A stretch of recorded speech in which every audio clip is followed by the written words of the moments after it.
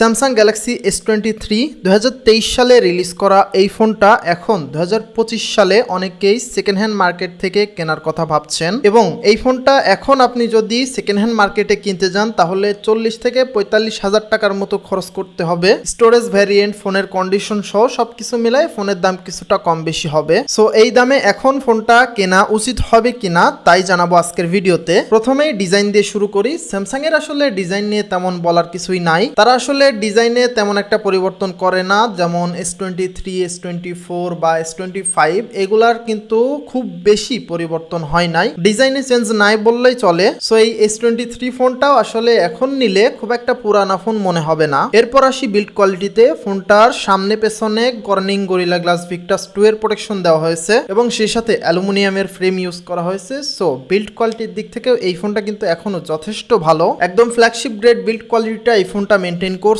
এখন আসি ডিসপ্লেতে। ফোনটাতে ডিসপ্লে হিসেবে ইউজ করা হয়েছে 6.1 ইঞ্চির ফুল এইচডি প্লাস রেজুলেশনের 120 হার্জের ডাইনামিক অ্যামোলেড ডিসপ্লে। সো যেহেতু এটা একটা কম্প্যাক্ট সাইজের ফোন, আমার কাছে মনে হয় এই ডিসপ্লে সাইজটা একদম পারফেক্ট একটা সাইজ এবং স্যামসাং এর ডিসপ্লে নিয়ে আসলে নতুন করে কিছুই বলা লাগবে না, একদম ইন্ডাস্ট্রি লিডিং ডিসপ্লে হবে। এই ফোনটাতেও একই আছে। পারফরমেন্সের কথা বলতে গেলে এই ফোনটাতে প্রসেসর হিসেবে ইউজ করা হয়েছে স্ন্যাপড্রাগনের 8 Gen 2 এবং এটা একটা 4 ন্যানোমিটার চিপসেট। যদিও এটা 2 বছর আগের একটা প্রসেসর, তারপরেও এখন যে পরিমাণ পারফরমেন্স আপনাকে দিবে আশা করা যায় যে কোনো কাজই এই প্রসেসরটা খুব ভালোভাবেই হ্যান্ডেল করতে পারবে। আর সফটওয়্যার নিয়েও টেনশনের কোনো কারণ নাই, এই ফোনটাতে 4 বছরের মেজর অ্যান্ড্রয়েড আপডেট দেওয়া হবে। সো এতটুকু কনফার্ম যে এই ফোনটা অ্যান্ড্রয়েড 17 পর্যন্ত আপডেট পাবে। এখন যদি ক্যামেরাতে চলে আসি, ফোনটার পেছন দিকে 3টা সেন্সর ইউজ করা হয়েছে। 50 মেগাপিক্সেলের মেইন সেন্সর, 10 মেগাপিক্সেলের টেলিফোটো ক্যামেরা এবং 12 মেগাপিক্সেলের একটা আল্ট্রাওয়াইড লেন্স। এবং এই ফোনটার ক্যামেরা থেকে যে রেজাল্টটা আসে এক কথায় অসাধারণ একটা ক্যামেরা ফোন। আমি আশা করি আপনারা যারা এই ফোনটা নিবেন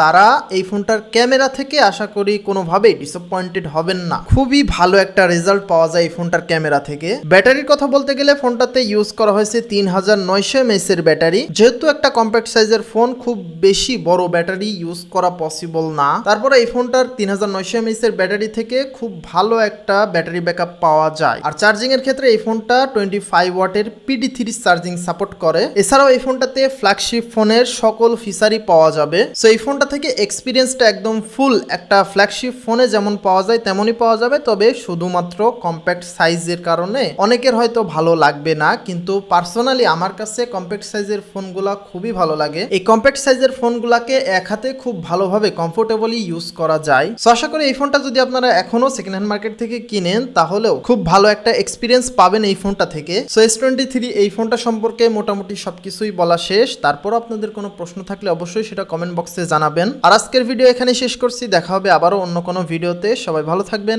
আসসালামু আলাইকুম।